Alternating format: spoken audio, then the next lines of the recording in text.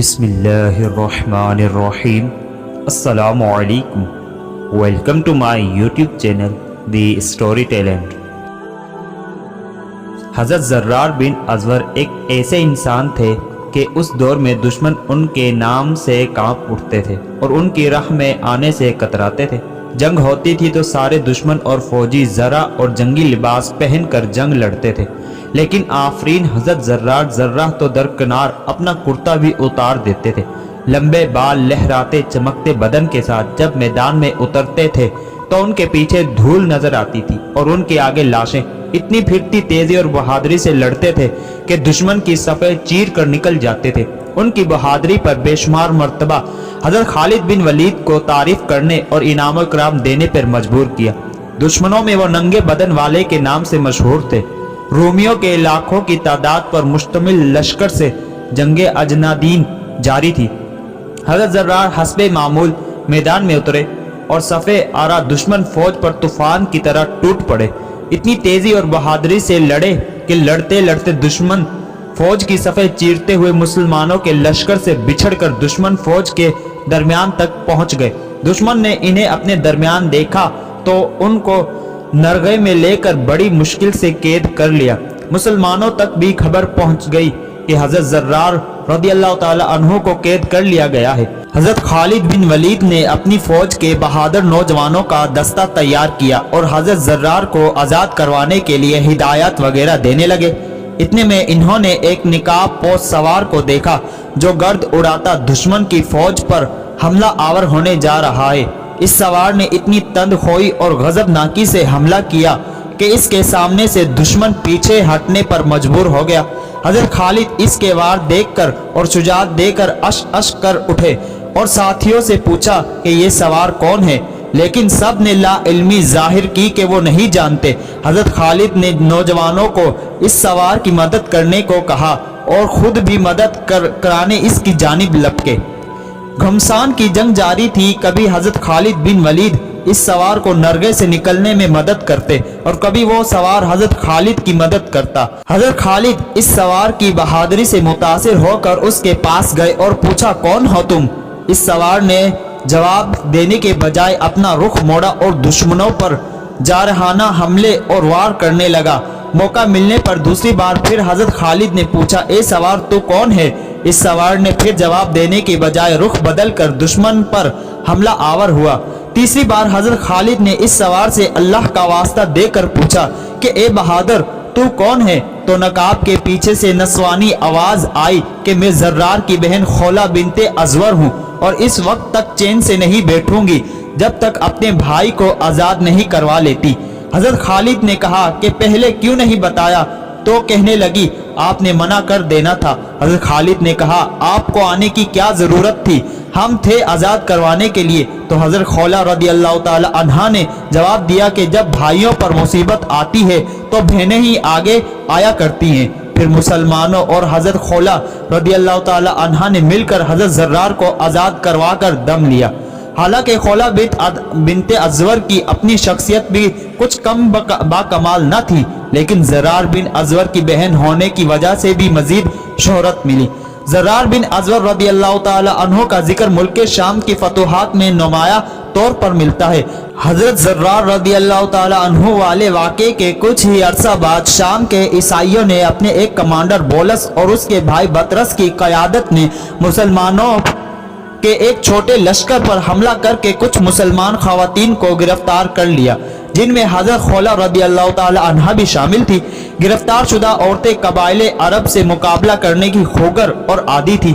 یہ سب عظیم اور غیرت مند خواتین آپس میں جمع ہوئی اور حضرت خولہ بنت ازور رضی اللہ تعالی عنہا نے انہیں مخاطب کر کے کہا حمیر کی بیٹیوں اور ایک قبیلہ تبایہ کی یادگاروں، کیا تم اس بات پر رضا مند ہو اور یہ چاہتی ہو کہ رومی کافر اور بے دین تم پر غالب آ جائیں؟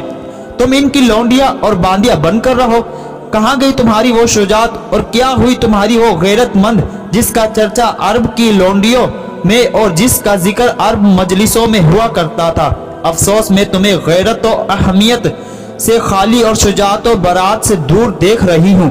میرے نزدیک اس آنے والی مصیبت سے تمہارا قتل ہو جانا بہتر اور رومیوں کی خدمت کرنے سے مر جانا افضل ہے۔ یہ سن کر عفیرہ بنت عفار حمیریہ رضی اللہ تعالی عنہا نے کہا، اے بنت ازور، تم نے ہماری شجاعت و براعت، عقل و دانائی، بزرگی اور مرتبہ کے متعلق جو کچھ بیان کیا وہ واقعی سچ ہے، اور یہ بھی صحیح ہے کہ ہمیں گھوڑے کی سواری کی عادت ہے اور دشمن کا رات کے وقت بھی قافیہ تنگ کر دینا آتا ہے، مگر یہ تو بتلائیں کہ جو شخص نہ گھوڑا رکھتا ہو نہ نیزہ، اس کے پاس کوئی ہتھیار ہو نہ تلوار، ایسا شخص کیا کر سکتا ہے؟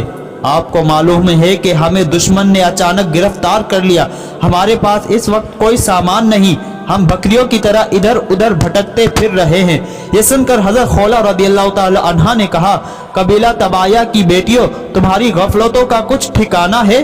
خیموں کی لکڑیوں اور ستون تو موجود ہیں، ہمیں چاہیے کہ ہم انہیں اٹھا اٹھا کر بدبختوں پر حملہ آور ہوں، ممکن ہے کہ ارحم الراحمین ہماری مدد کرے اور ہم غالب آ جائیں، ورنہ کم از کم شہید ہی ہو جائیں، تاکہ یہ کلنک کا ٹیکہ تو ہماری پیشانیوں پر نہ لگنے پائے۔ اس کے بعد ہر ایک عورت نے خیمے کی ایک ایک لکڑی اٹھائی۔ حضرت خولہ بنت ازور خود بھی کمر باندھ کر ایک بڑی سی لکڑی کاندھے پر رکھ کر آگے ہوئی۔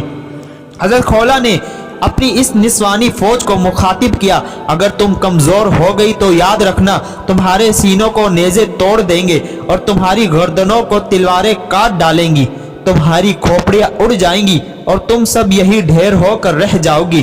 یہ کہہ کر آپ نے قدم بڑھایا اور ایک رومی کے سر پر اس زور سے لکڑی ماری کہ وہ زمین پر گر پڑا اور مر گیا۔ رومیوں میں خلبلی پڑ گئی۔ جیسے ہی کوئی شخص ان کے قریب پہنچتا تھا، یہ پہلے لکڑیوں سے اس کے گھوڑے کے ہاتھ پیر توڑ دیتی تھی، اور جس وقت وہ سوار الٹے منہ گرتا تھا تو ضربے مار مار کر اس کا سر توڑ دیتی تھی، اس لیے ان تک کوئی نہ پہنچ سکا۔ ان بہادر خواتین نے اس طرح 30 سوار موت کے گھاٹ اتار دیے۔ بطرس یہ دیکھ کر آگ بگولا ہو گیا، گھوڑے سے نیچے اترا اور ان کے ساتھ ان کے ہمراہی بھی پیدل ہو گئے۔ پھر وہ سب نیزے اور تلواریں لے کر خواتین اسلام کی طرف بڑھے۔ خواتین آپس میں ایک دوسرے کی طرف لپکی اور آپس میں کہنے لگی، ذلت کی زندگی سے عزت کے ساتھ مر جانا بہت زیادہ افضل ہے۔ حضرت خولہ بنت ازور رضی اللہ تعالی عنہا کی طرف اس نے دیکھا جو ایک شیرنی کی طرح دوڑ رہی تھی۔ بطرس یہ سن کر غصے میں بھر گیا اور ساتھیوں سے کہنے لگا کہ تمام ملک شام اور گروہ عرب میں اس سے زیادہ اور کیا شرم کی بات ہوگی کہ عورتیں تم پر غالب آ جائیں۔ یسوع مسیح اور بادشاہ ہرقل کے خوف سے ڈرو اور انہیں قتل کر دو۔ رومی یہ سن کر جوش میں آ گئے اور سب نے مل کر خواتین پر یک لخت حملہ کر دیا۔